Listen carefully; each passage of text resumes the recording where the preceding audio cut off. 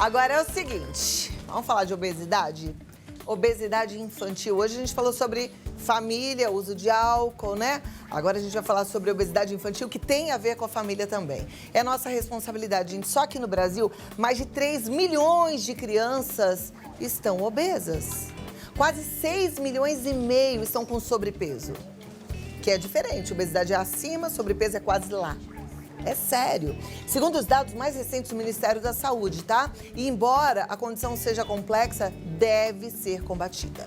Já que muitas crianças obesas, no decorrer da vida, podem desencadear outros problemas, né? Que vêm as comorbidades em função da obesidade. Obesidade é doença, tem CID, Código Internacional de Doença, mas ainda traz outras doenças que são as comorbidades. Para nos ajudar, eu recebo agora o gastrocirurgião e endoscopista Eduardo Greco. Seja muito bem-vindo, doutor. Eu que agradeço, Cláudia. Eu agradeço você estar aqui. Eu Prazer agora, né? Presencial, estamos muito juntos. Bom, graças bom. a Deus. Prazer Doutor Eduardo, demais. ele faz muitas cirurgias, né? Isso. Faz cirurgia bariátrica? Eu trabalho no nosso grupo lá no Instituto, nós temos 2 cirurgiões bariátricos e eu trabalho hoje com a parte de tratamento para obesidade por endoscopia, que é balão intragástrico, sutura endoscópica.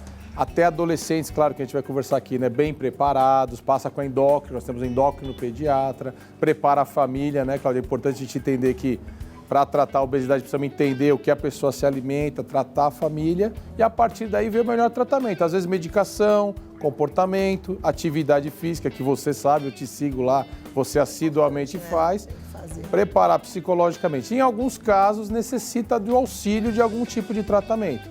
Aí precisa avaliar, entender se esse paciente tem sobrepeso, se ele tem obesidade, qual nível de obesidade você tem.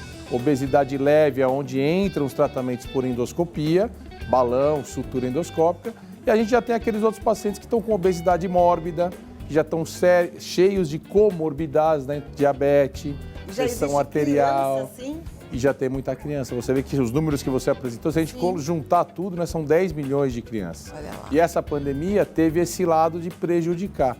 Então, 20% a 30% dessas crianças aumentaram o seu peso. A gente encontra muito adolescente nessa situação e é o momento de a gente atuar, porque senão 70% a 75% deles vão se transformar em adultos obesos. Então, a gente tem que trabalhar com essas crianças hoje. A gente tem uma cultura de bebê gordinho, né? Ai, que fofinho, ai, que bochechudinho.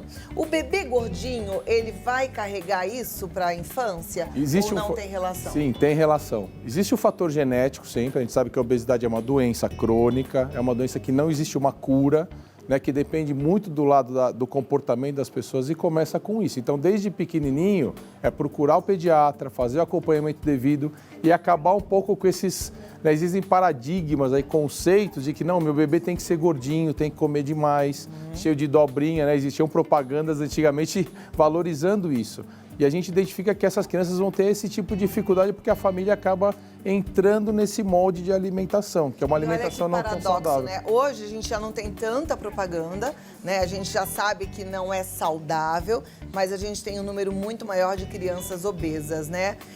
Ao contrário, a gente tem aí um incentivo à amamentação, porque é difícil uma criança amamentada no seio ficar obesa. Normalmente são aquelas que usam leite, às vezes a mãe até, vou engrossar o leite que não está sustentando, aí que vem engrossa e põe o açúcar, né? Então as crianças estão utilizando muito do açúcar muito cedo e acaba estimulando até o que a gente fala que é o próprio paladar. Então a criança, quando ela é pequenininha, já entrando na obesidade infantil, né? O primeiro ponto é a gente cuidar da alimentação dessa criança. E para cuidar disso, quando ela é pequenininha, o paladar é importante. Se você só der doce para ela, sorvete, coisas com muito açúcar, ela vai perder o paladar para a fruta. Então a gente tem que aproveitar, cortar a fruta. Não adianta você colocar assim o prato assim para o seu filho. Prepara essa banana, corta ela, mistura com alguma coisinha, pode ter um pouquinho de mel junto para a criança começar a ter o prato. A maçã, pega lá, filho, uma maçã lá na cozinha. Ele não vai levantar e pegar.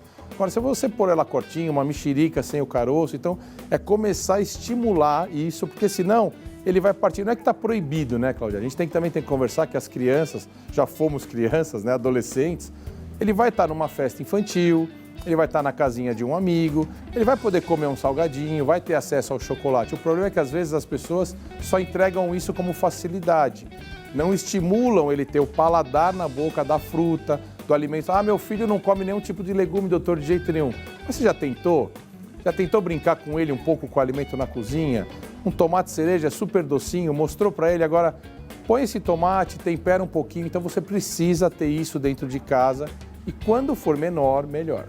Quando já vai para a adolescência é difícil você mudar esse paladar e o hábito. Eu te perguntar, é mais fácil os pais intervirem em relação às crianças pequenininhas, né? Exatamente, muito mais fácil. Quando você está na adolescência, aí você já precisa, às vezes, a família, a gente percebe isso, porque a mãe chega e fala, já tentei de tudo, já procurei tudo, doutor. Aí que é a hora do médico, profissional, psicólogo conversar com seu filho, porque vai ser mais difícil mudar. E se às vezes você proibir, Cláudia, o adolescente proibiu... O que você falou, preparar aquilo que é saudável e deixar fácil, né? Eu até fiquei pensando, pois a gente vai pra cozinha e prepara um bolo, a gente prepara um doce, um pavê, um pudim. Que não é um prato de fruta bem bonito.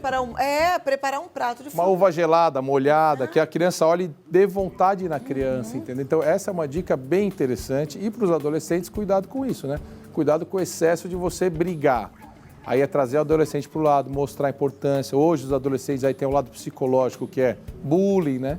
Você não quer tirar a camisa para fazer uma atividade, um exercício na escola, para ir fazer uma natação. Então é importante trabalhar esse lado e estimular. Agora as escolas estão voltando, isso é fundamental, que é estimular a atividade física, né, Cláudia? Então, quando a gente trata de obesidade, a gente está falando aqui alimentação, buscar alimentação saudável e a forma de apresentar.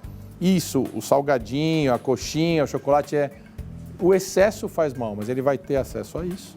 O lado psicológico da gente trabalhar com as crianças em casa e, óbvio, atividade física. Aproveitar o jovem, estimular e buscar outra dica, né, que a gente passa, né, Cláudia? Às vezes assim, minha filha tem que jogar tênis, porque eu joguei a vida inteira, eu adoro. Às vezes não é o esporte. Por que não deixar ela dançar? Eu tenho minha filhota em casa lá que está te assistindo agora, falou que ia acompanhar. Como é que ela chama? A Nicole, tá lá. Nicole, um beijo para você, Liliana. Ela tinha essa dificuldade e achou a dança, street dance, coisa mais moderna, de jovem, ela tá lá fazendo isso. O Eric, outro menino, jogador de futebol, quero ser joga futebol, joga basquete. Beijo pro Eric também. Então, Cláudia, você tem que estimular e a família fazer. Se o pai ficar o dia inteiro também no sofá e não estimular, caminhar no parque, bicicleta é difícil. Que eles olham pra gente, né, como exemplo. Somos os exemplos. Se a gente não se cuida, como é que a gente vai ter moral pra falar cuide-se, né? Exato. Faça o exercício você. Tenho só mais uma dúvida, doutor, em relação ao, você falou, os procedimentos que não são tão invasivos como uma cirurgia bariátrica e que alguns adolescentes podem fazer. A partir de que idade? Hoje nós já temos, a partir de 12 anos, a gente já tem esses tratamentos preconizados, desde que tenha toda uma avaliação. Eu posso falar aqui, tem duas irmãs que foram para uma festinha de 15 anos e que precisavam lá para os 15 anos, né, queriam perder peso. A gente trabalhou 1 ano com a família, com a psicóloga, né, com a endócrina infantil, viu que não estava atrapalhando em nada na fase de crescimento. Aí a gente já tem hoje tratamentos por endoscopia que são acessíveis, sim. E esses tratamentos, além, claro, de ter toda essa parte que você falou, precisa ter um grau de sobrepeso? Porque, por exemplo, na bariátrica tem que ter um grau de obesidade, né? Exatamente. Para submeter um paciente à bariátrica. E nesse tipo de tratamento? Também, o sobrepeso é o índice de massa corpórea, né? Que rapidamente a pessoa pegar o peso dela e dividir pela altura vezes 2, altura ao quadrado. Isso dá um número. Até 25, esse número dessa continha matemática, tá normal.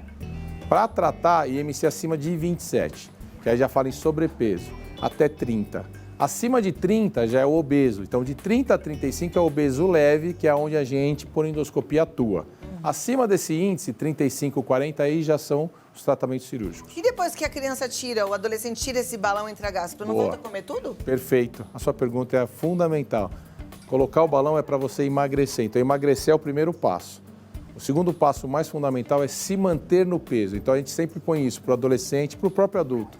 O seu tratamento começa a hora que a gente tirar esse balão, que você vai estar no seu peso, você vai estar direitinho, com o peso legal, aí aprender a manutenção, acompanhamento médico, nutricional, psicológico, de manutenção, perfeito. E atividade física. Por isso é que tem que estar bem amparado, doutor Eduardo Greco. Obrigado. É maravilhoso, eu fico muito grata de você estar aqui. Eu que adoro, sabe, sou seguidor lá, fico o tempo inteiro E na eu sua também live te lá. acompanho, parabéns, viu? Obrigado. Ó, Instituto Endovita com 2 T's. Entra nesse site porque tem um montão de informações, institutoendovita.com.br e o Instagram Eduardo_Greco com 2 C's. Muito obrigada, uma excelente tarde, até a próxima. Até a próxima, em Obrigada, breve. Obrigadão. doutor. Vem cá você comigo, porque a gente continua aqui, gente. Depois dessa aula sobre obesidade infantil, eu acho que já deu um start em você, né?